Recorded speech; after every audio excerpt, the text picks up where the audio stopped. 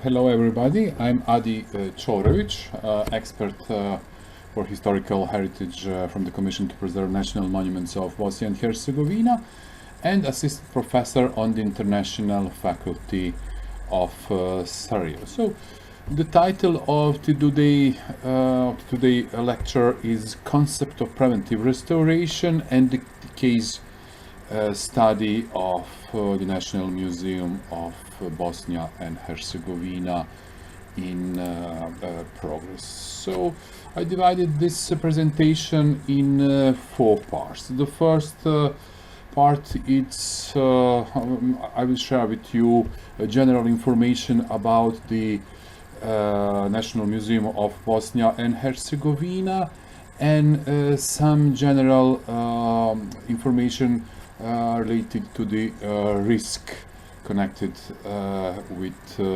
the issue of preventive restoration. The second part is dedicated to the reorganization method and the definition of the preventive restoration of ICRAM. The third part is related to some examples of preventive restoration in the field of archaeological restoration in Italy, second half of the 20th century. And finally, in the fourth part, we will speak again in detail about the 2 phases of preventive restoration of the National Museum of Bosnia and Herzegovina. First of all, it's important to underline that the National Museum of Bosnia and Herzegovina, designed by the famous architect Karl Pažić at the beginning of the 20th century and executed before the beginning of the First World War, is the most significant historicistic building from the Austro-Hungarian period in Bosnia and Herzegovina. And also it's important to know that this is the first museum with intended purpose in this part of the world. All other museums in this part of the world was made ex novo during the second half of the 20th century, or they are a result of the revitalization and adaptation of some historical buildings. So, in this sense, this is the avant-garde execution, and this is the view from the north of the National Museum of Bosnia and Herzegovina. So today urbanistic context in the quarter Marin Dvor, between the central part of the city and between the Sarajevo's periphery. Original drawings of Karl Pažić, so the inner courtyard of the National Museum, practically the garden, the botanical garden, 4 pavilions, Department of Archaeology, Ethnology, Natural Science, and the administrative building. So the original showcases from the beginning of the 20th century, and the room where is preserved the famous holy book of the Sefer Judish from Bosnia and Herzegovina, the Sarajevo's Haggadah. So the location, the museum is located in the quarter of Marin Dvor, and the history of this the Sarajevo's quarter began in the Roman period, when the Roman established in this part the graveyard. The graveyard, so it had a function of cemetery. There is a continuation of this part during the Middle Age, but it's characteristic that during the Ottoman period Here was constructed the first example of the European architecture in Bosnia and Herzegovina in Sarajevo. So this is the historical photo of the Hastahana, the military hospital in Sarajevo, constructed in the spirit of historicism. So neoclassical creation of designed by the architect Franjo Linardić.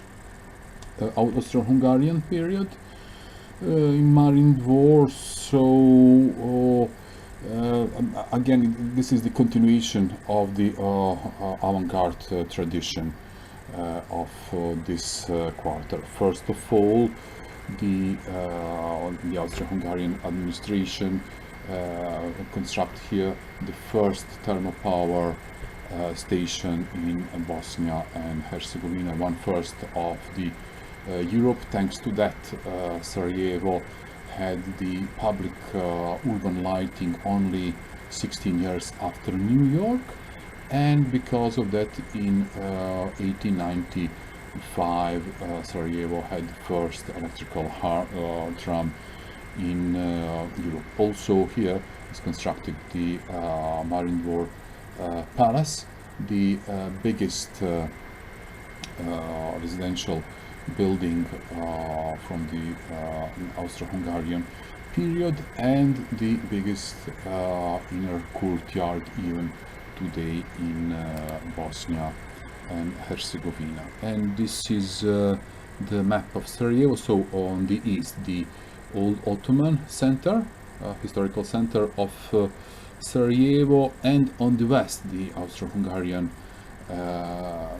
administration developed the secondary city center, Marin Dvor, and this is the urbanistic plan from 1895. This is practically the second urban center on west on Sarajevo. On the west side is constructed the Filipović barrack from Austro-Hungarian period, beginning of the 20th century, and this barrack signed the permanent boundaries of the historic city Sarajevo that began practically on the west with the quarter Marin Dvor. And this is the position of the National Museum close to the military barrack constructed at the beginning of the 20th century. The historical photo of the thermal power station at Hiseta, 1895, and this trend of avant-garde execution continued even during the period between the two world wars. For example, the Church of San Joseph, again the same architect designer of the National Museum, Karl Pažić, in 36 designed this anachronistic neo-Romanesque style. So when all the architects in Sarajevo, in Bosnia and Herzegovina in this period dealt with the new European tendencies, with the modern architecture, etc., Karl Pažić again made one architectural and urbanistic experiment. He came back in the historicism, and he executed this church in Romanesque style, but in the modern material, reinforced concrete. Even the Isidor Reis, in the spirit of extreme modernity, transformed the historicistic Hotel Zagreb into his own interpretation of the modern architecture, demolishing practically all the ornament from the elevation of this building. Isidor Reis again made the first skyscraper of in Bosnia and Herzegovina in this quarter close to the National Museum.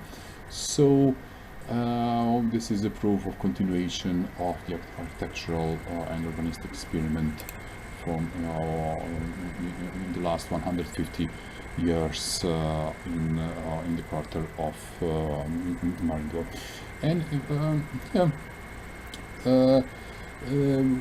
we must say that the preventive conservation project of the collections of the National Museum of Bosnia and Herzegovina, implemented by the Commission to Preserve National Monuments of Bosnia and Herzegovina and founded by the Special Fund of U.S. ambassadors in Bosnia and Herzegovina, is avant-garde too. Like the last 150 years of history of this quarter. For example, Arnahros electrical, plumbing and drainage installation will be systematically upgraded. The flat roof joinery will be repaired during the phase 2 of this project in progress, 2019-2021, and will continue. So previously it was implemented the phase 1 of this project in the period 2018-2019, and that practically it was implemented two sets of activities. The first set, it's the prevention of the physical damage of the building and connection. So first of all, the concrete balustrade fence of the building was repaired, but also was made the project for technical protection, like video surveillance, fire protection, and the detection. The second set of activity was dedicated to the creating of environment for safeguarding the collection, so procurement of equipment for humidity, temperature control, plus also it was made the partial roof restoration of the Department of Archaeology and restoration of wall paintings in the prehistory department with electrical replacement. And also was made the work of storage, partial work of storage preservation. But to understand the importance of this project, it's necessary to come back only 3 years ago, when I hope that everybody remember that the firestorm at the National Museum, this time in Brazil, and Rio de Janeiro, practically swallowed 20 millions. Imagine 20 millions of artifacts, and just in the time when the agreement for financing of preventive restoration of the museum was completed. So was completely swallowed the fragments of the oldest human fossil found in Brazil that you see on this image. Also, this completely disappear the fossil of the dinosaurus Maxacalisaurus tapai. That the reconstruction took, imagine, 10 years. It's preserved only the meteorite from the found in the 18th century, because a weight of more than 5 tons that could be seen in the burned out building in front. It's disappear also the Egyptian wooden coffin present of the Egyptian viceroy Ismail Pasha to Don Pedro II. But it's not the isolated case. Also in the second half of the 20th century, in Florence, for example, in 1966, the flood causes a big damage to the historical cultural treasure of this historical city. 15 museums were damaged. The Cimabue, the crucifixion of the painter of Cimabue from the 13th century was devastated. Also, it's happened in 1997 caused by the floods. The collection was damaged in Palazzo Conservatori of Rome, but all this damage would have been far less if the effective preventive measures have been applied before. And this is the Google Earth of Palazzo Conservatori in Rome, that it's formed in the 15th century when Pope Sisto IV placed a group of bronze sculpture inside. In this museum is preserved the famous artwork, the bronze from the 5th century AD, the symbol of Rome. So a wolf with Romulo and Remo from the 8th century BC, Romulo and Remo, so, about the legend of the fermenter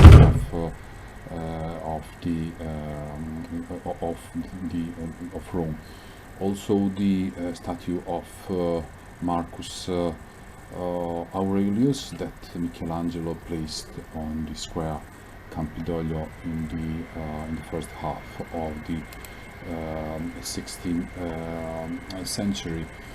But here the preventive restoration was understood like the transfer.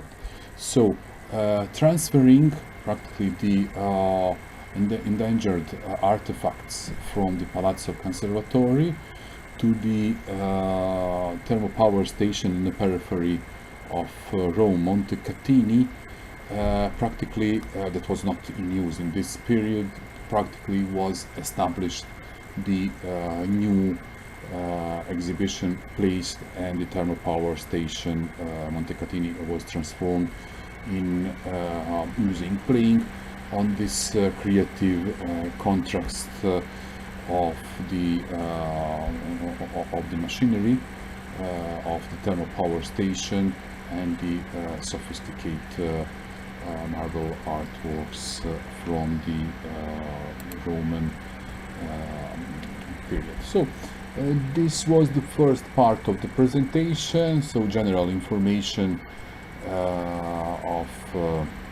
about the National Museum of Bosnia and Herzegovina and the risks that could be reduced implementing the measure of preventive restoration. In the second part of this lecture, we will speak about the approach and the definition of the preventive presentation made by the ICRAM International Center for Studies for Conservation and Restoration of Cultural Heritage, with the headquarters in Rome. So, by the ICRAM definition, the preventive conservation practically is a set of measures and actions aimed at avoiding or minimizing future deterioration or loss. They are conducted on the environment and in the context of the such measures and actions are indirect. So it's important to understand that they don't interfere with materials and of the structure of the artifacts, and don't change their formal appearance.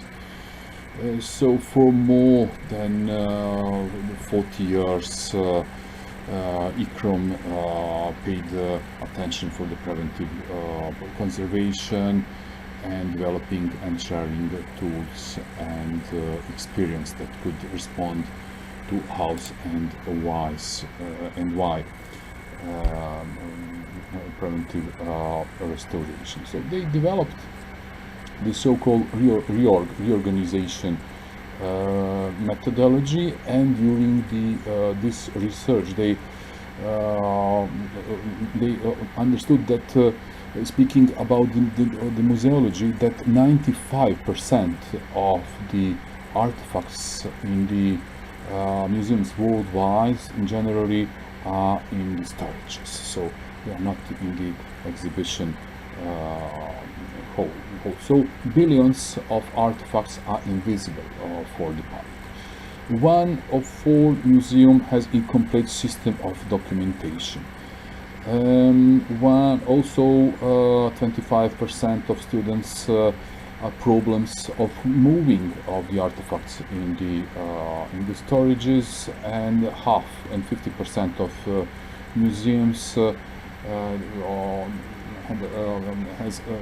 have lack of space in the deposits, so in the storages.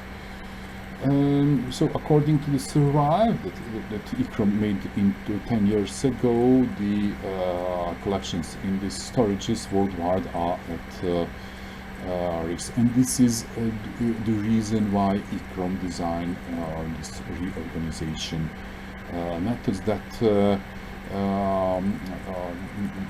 until 2017 this method had been applied in 83 museum in 27 countries, various the forms, so online training, workshops, mentor session, or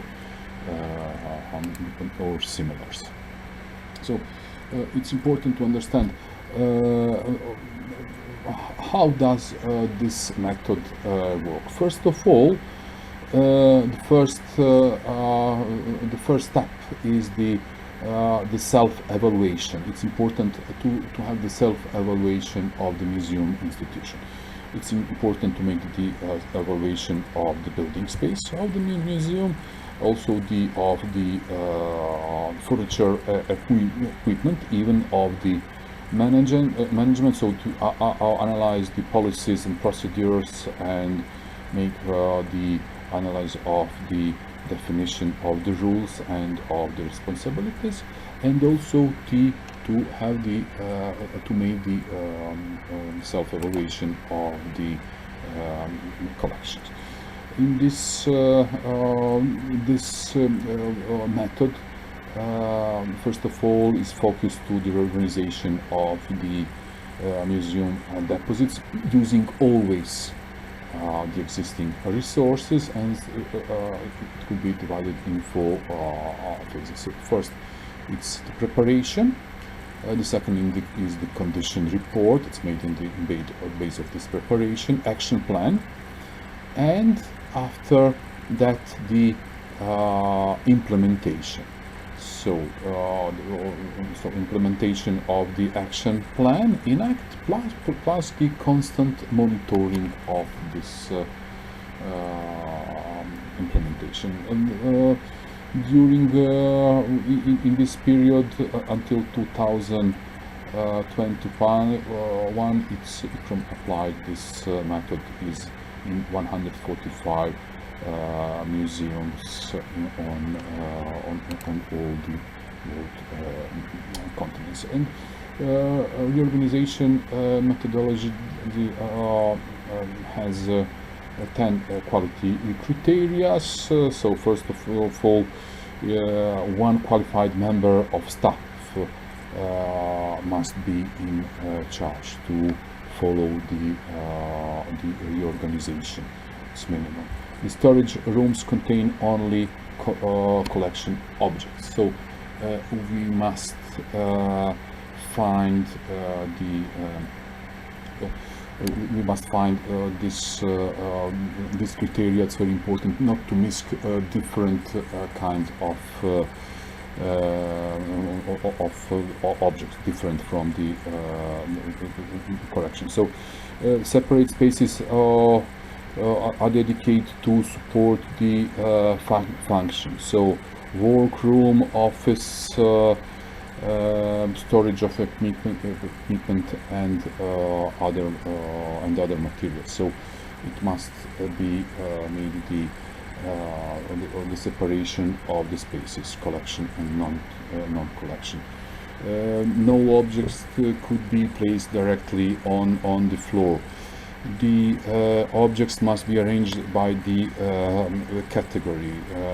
Storage rooms must offer adequate protection, etc. But generally, the first 7 criteria is typically be made by physical reorganization. So the aim to improve the access to the collection, and the criteria 8, 9, and 10 may require maybe mid or long-term improvements, like, for example, the development of cave policies in the museums, or creating of the condition that every object is free from active deterioration. That obviously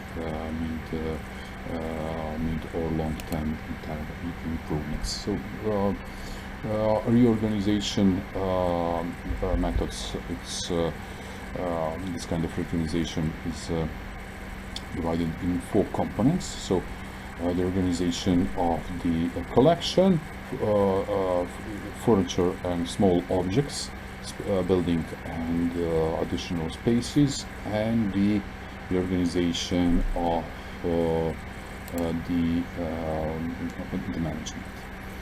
So during the phase number 1,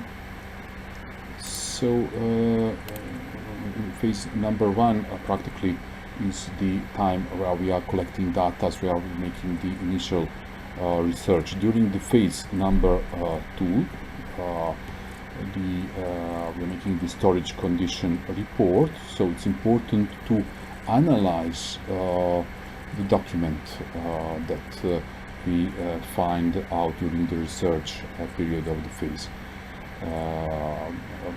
phase number 1, and in base of that we prepare a report that contain the storage condition.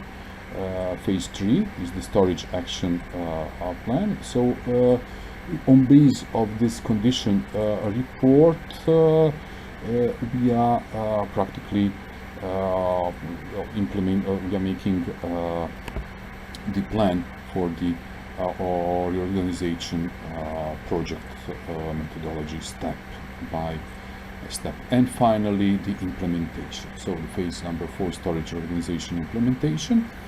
This is the where we implement the storage action plan, and it's very important during the implementation. It's fundamental that we document all the changes, so to have the good record that will be the base for the future monitoring. And this is the some before and after examples of the reorg methodology implemented by the help of ICRAM. This is, for example, the Soleimani Museum in Iraq. The project took 10 days with a team of 15 people with the help of ICRAM. This is before and after, and a reorganization of the spaces in New Scotia, so Canada. 3 days with teams of 14 people. So before and after exams. So phase number 1. During the phase number 1, first of all, it's important to have the to prepare the team, to have the storage self evaluation, to make the research of during this self-evaluation, assembling tools, materials and floor plans, and also to have to research practically to make the photo and video documentation of the storage. Also to ensure to have the existing floor plans, working area, etc. So it's important to assemble existing floor plan. So this is the example of the National Museum of Sarajevo, the project of preventive restoration in progress. Define the project workspace. So it's important to have the 3 basic areas. So common area for the team meetings, training sessions, etc. Temporary storage room or swing space to house objects that are being moved, and also the temporary workshop.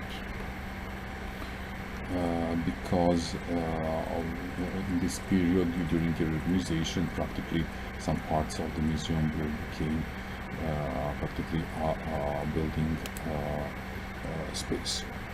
And what's important, it's important to list the team member skills, to list the required tools and materials, and at the end to prepare a short presentation for the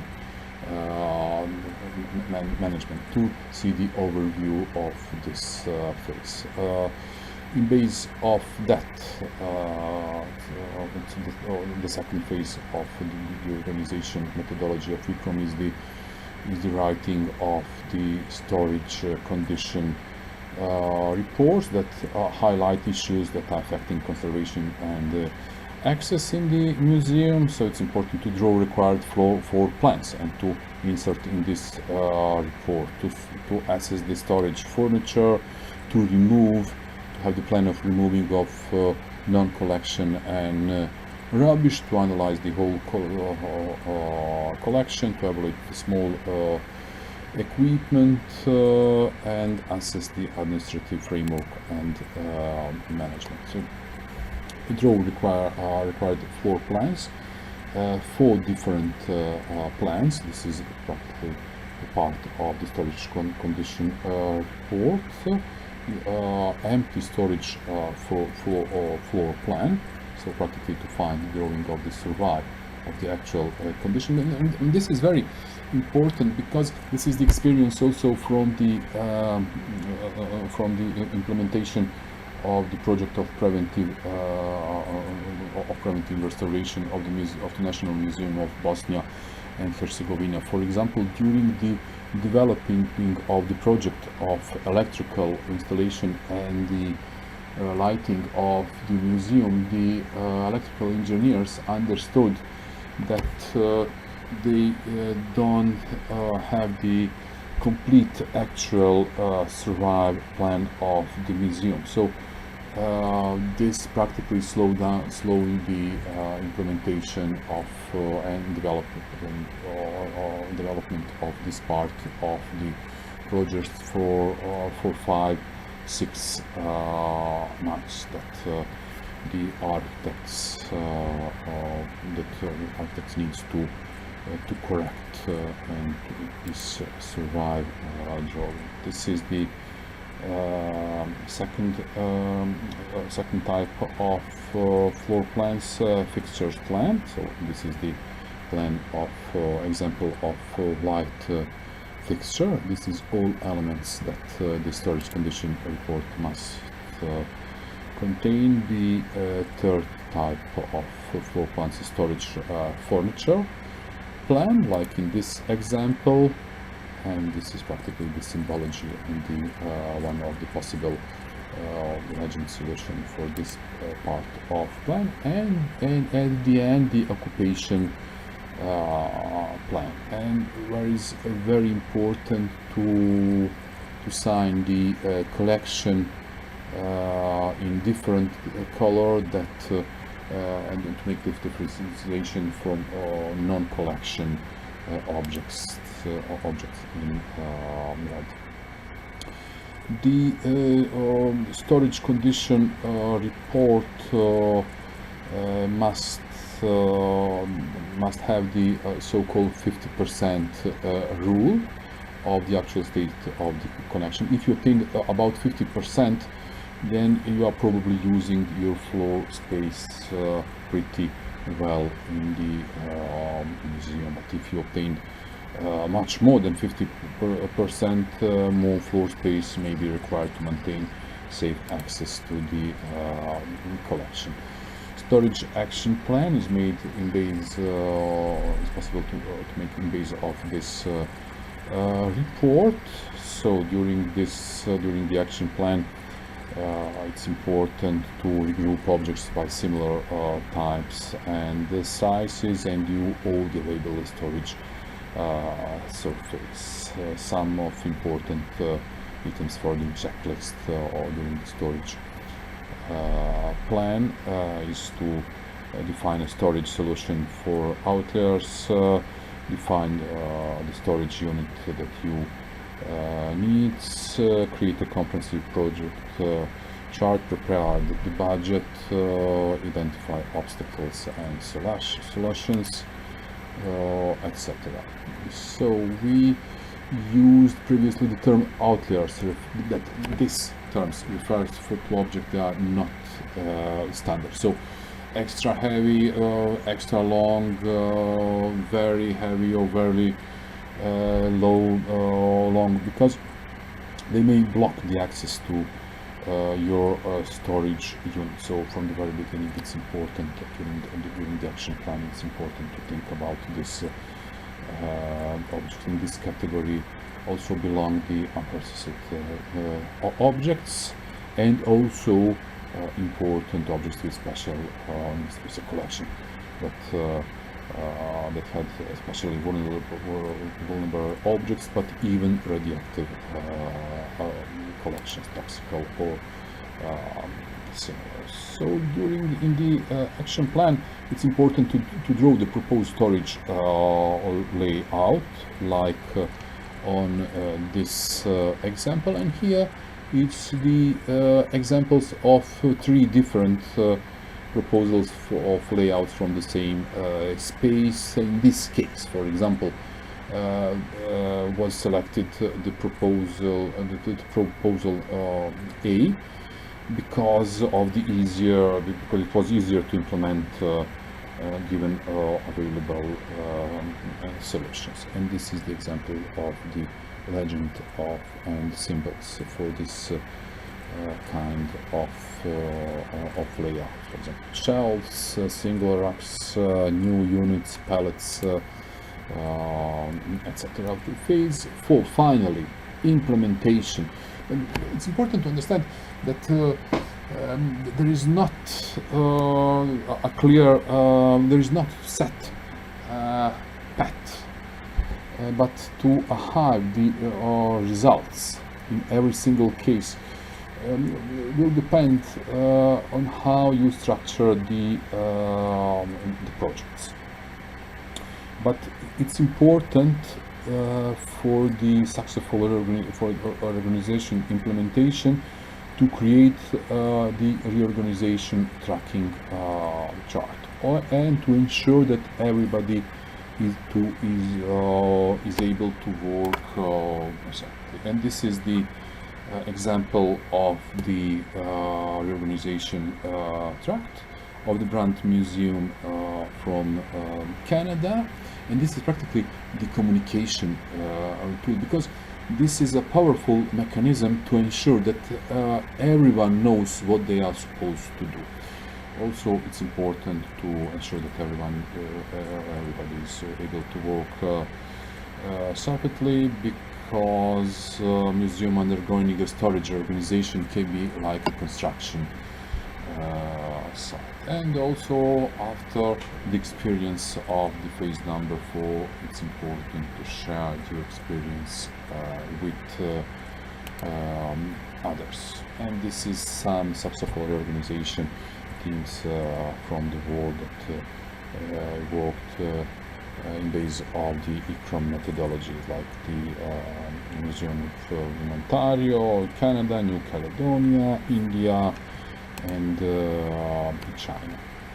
So this was practically the second part of this lecture about reorganization methodology and definition of preventive restoration of ICROM. The third part of this presentation is devoted to the experience in the field of archaeological restoration. So again, preventive restoration in the second half of the 20th century in Italy. And here I will show some showcases, opus of the famous architect Franco Minisi that worked together in the field of archaeological restoration with Cesare Brandi, the famous director of the Central Institute for Restoration from Rome. It's important to understand also the context that the period after the Second World War was practically the crucial for creation of a new approach to the a new conception of the museums in Italy, and Cesare Brandi, even in 30 years of the 20th century, began to research this complex topic, especially during the reorganization of the Pinacoteca of Siena, and he started to think about the new way of considering lithography and restoration. And what's important that Cesare Brandi practically concluded before the Second World War. So restoring does not only mean preserving and consolidating, but critically interpretation. And this is same.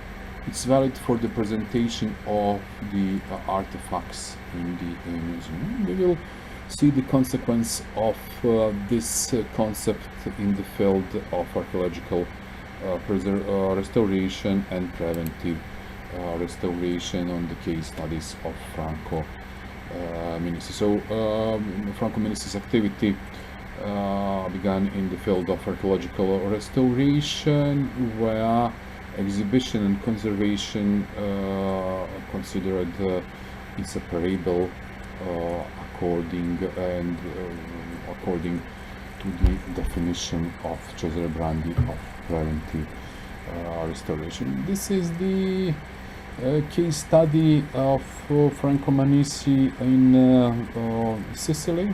So Gela, this is the Greek colony from the 5th century BC. The work is executed at the beginning of the second half of the 20th century, always in collaboration with Brandi. So to preserve the top of the Greek walls of Capo Sobrano, Minisi practically designed the tempered glass, so to preserve the authentic clay bricks on the upper part. So with the metal structure, he practically designed the pressure on this ancient clay brick for with the goal of containment. And also above, he constructed the roof with so-called on-the-looks elements that after was implemented. So during this action of preventive restoration, it was possible to do reading of the allow practically first of all the reading of the authentic bricks, and through the anchoring system of the metal structure he obtained the containment action. So this was the opposition to the disintegration. He preserved this material, and in the same case with the roof, he prevented the infiltration of in this ancient clay construction on the top. And this is the result of his preventive restoration measures. So what's important here, the merit of Minisi here is not that he used the brand new materials that after in the second half of the 20th century and the beginning of the 21st century that was widely used. And it's not a question of the outstandard materials, but of design freedom offered by the transparency of the new material. So it's possible to see and to preserve the authentic materials using the transparent contemporary materials. But lack of ordinary maintenance and different approach practically caused the new intervention at the beginning of the 21st century. Practically a removal of the avant-garde execution that practically the combination of old and new from the half of the 20th century, for the 50 years of the 20th century, and executing of the new practically ex novo or raw clay brick curtain that practically is created during the restoration work that followed the removal of the protective blocks. Here it's important to understand the different theoretical approach, the critical approach, and practically the focus to preserve with the preventive restoration measure the authentic artifacts from the ancient period, and the approach practically of replacement in the spirit com'era dov'era, like it was where it was. So during the 15th century, 50 years, even before the Venice Charter on Sicily, Franco Medici applied the intellectual metrics based on the Brande's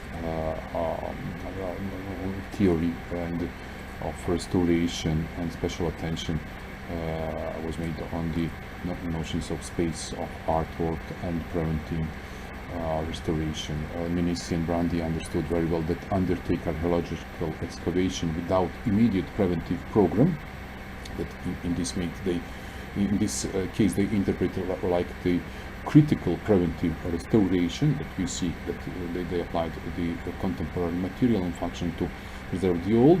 It's act of unconsciousness. So they made immediately the plan of preservation after the archaeological research. And what's important, the plan of intervention must focus on transmission of cultural, or the horticulture, or the artifact, and which must be understood as preventive restoration action. The second example is again from the ancient Greek colony, again on Sicily, 25 kilometers west from Agrigentum. So Heraclea Minoa, the theater from the 6th century BC, the work of Medici from the 60 years. So here it was the problem that there is a marble sandstone that require the chemical treatment, and 5 years they was making laboratory tests without success in the laboratory of the Central Institute of Restoration in Lyon. But the stone disintegration of more than 60% practically reduced this the stone elements to sandy art. So it was impossible the consolidation. So what Medici made, he used perspex elements, transparent perspex elements that practically this is the action of active of preventive restoration and elaboration of the museum in site. And the proposal was to make in new materials transparent sheets of perspex that in presumed authentic theater shape, and obtain in the same time the rain protection. Again, this action, this avant-garde action of Medici, supported by the by the Brandy, like the first authority in the theory and practice of restoration in Italy in the second half of the 20th century, was not understood. And this is the image after the removing of the perspex protection and making this very hard temporary cover to protect the remains of the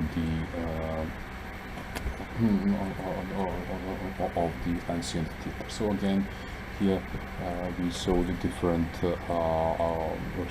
restorator approach in the field of the preventive restoration of archaeological sites. So similar what's happened in the Church of San Nicolò from the 12th century, Mazzara al Vallo. So with the same material, Minici evocate the missing architecture, but he didn't make only the covering, but he practically evocate the arcs, dome, roof in the same shape, but with different material, with the good possibility of distinction of the old and new, so practically in the function of the preservation of the preventive restoration, in function of preservation of the original. Again, in the 80 years, this avant-garde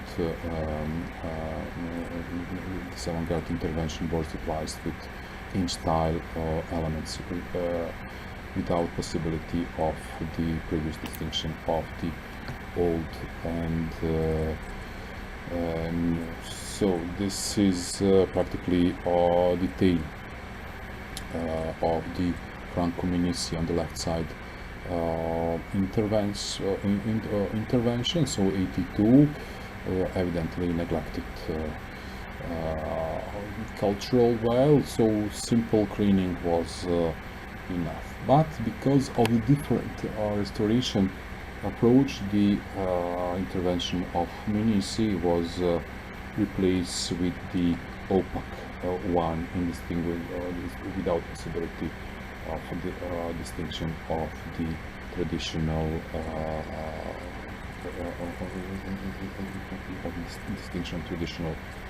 original materials and the so this is related to these case studies, the conclusion of the contemporary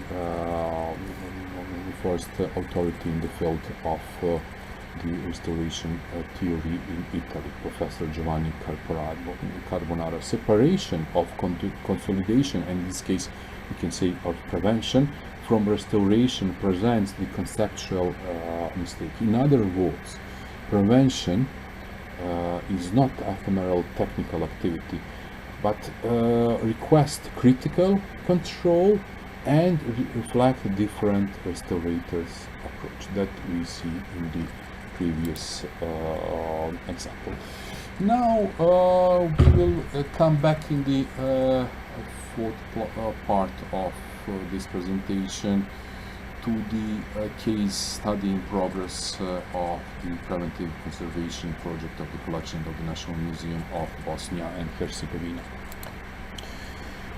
Phase 1 that's implemented, it's practically divided in two sets of activities. The first set consisted of prevention of physical damage. So this is the image of the concrete balustrade fence before the restoration, and this is the after the during the implementation of the work of restoration, and the protection of project of technical project. So this is the implemented part of the phase 1. So this is with the surveillance room with the fire protection and detection in instruments.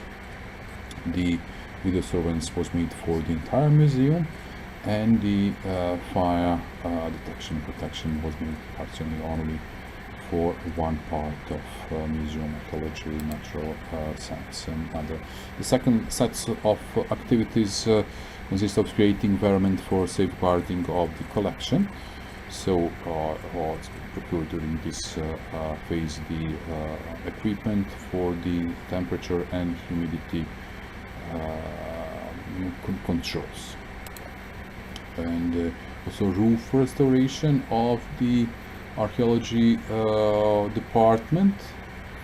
And in August 2018, three roofs about prehistory department was replaced. So here we can see the implementation phase and the damaged wooden structure that was replaced or repaired. And also during this phase was made the action of cleaning of under roofs and the glaze sealing with the replacement of some damaged element. This is the plan of the roof of the archaeology with the section, and this is the image of the roof restoration of the archaeology department and under roof space after the concluded works. Also during the phase number 1 was made the restoration of wall paintings in the prehistory department, but before the preparatory works consist in the reconstruction of the electrical installation that we see on this images, and finally the spectacular restoration of wall paintings, partial retouch of the painting, but also we see here in act the reconstruction of the paintings which were completely or partially lost. So this is more close to the approach that we see in the case study of in Italy. So more close to the approach where it was, how it was, and here is the result of the restoration. Storage restoration. So during the 2019, 5 storage rooms and hall was restored. The surface was restored, floor, walls, and ceilings. And at the end of this phase was made the project of promotion with a wonderful short movie about the phase number 1, made by director Damir Imekic from Sarajevo. So phase number 2,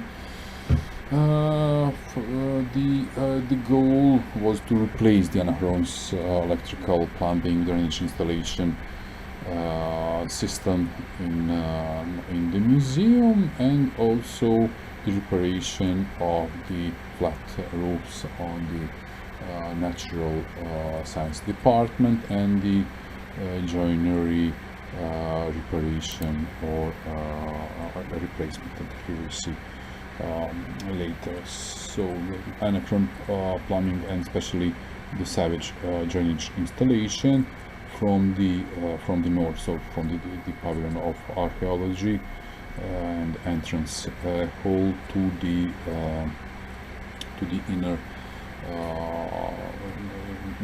botanical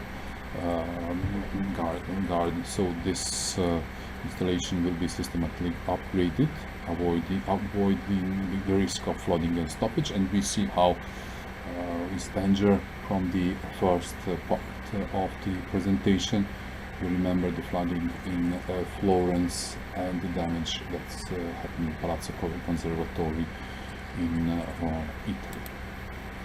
Also the floor reparation above the pavilion of natural or science. This is the view of the lighting of the roof in this pavilion and the original show cases that are at risk in case of leaking of the roof.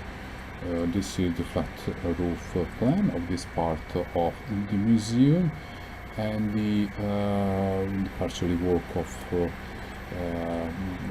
prevention of infiltration of water is made, but this is not enough. Probably during the next phase will be necessary to make a systematic work of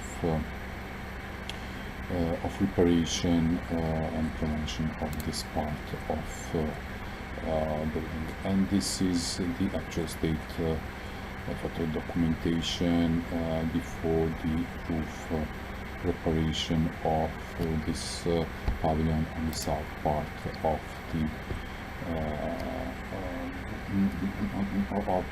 museum complex. So reparation executed, but need for additional systematic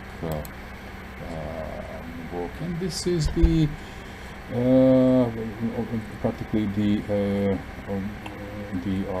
restoration of joinery, and this is very important to understand and to see the similarity of different with dilemmas of different restorators approach that we saw in the example in the third part of this presentation from Italy. So this is the practically from the technical description of the studio Urbing that made design of preparation of the restoration of the joinery of the National Museum. Loss of internal heat is great. Windows dilapidate due to inadequate maintenance. Wooden frame structure deteriorate. Canvas blinds were stained with water and dirt. Fittings are missing. So here it's important to understand that the outer window sash it's made during the Austro-Hungarian period by Karl Pargiks. Is made in the material of oak, and it's understandable that it's a lack of ordinary maintenance on this part of windows. But inside, window sash was made by Framire wood and well preserved. This is the original drawing of Karl Pargik, and the team was in dilemma to replace all the jewelry of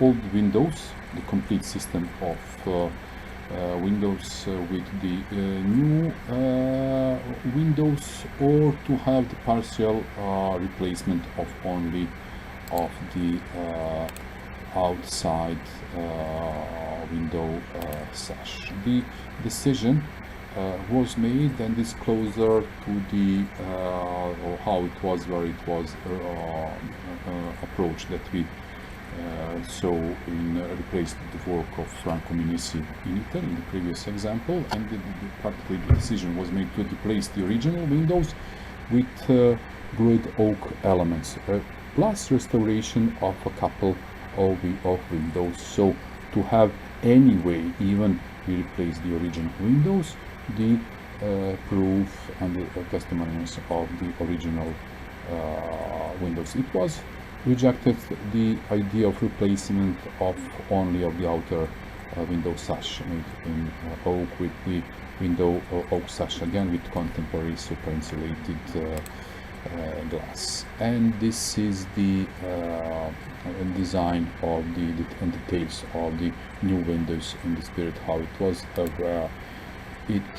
was in plan.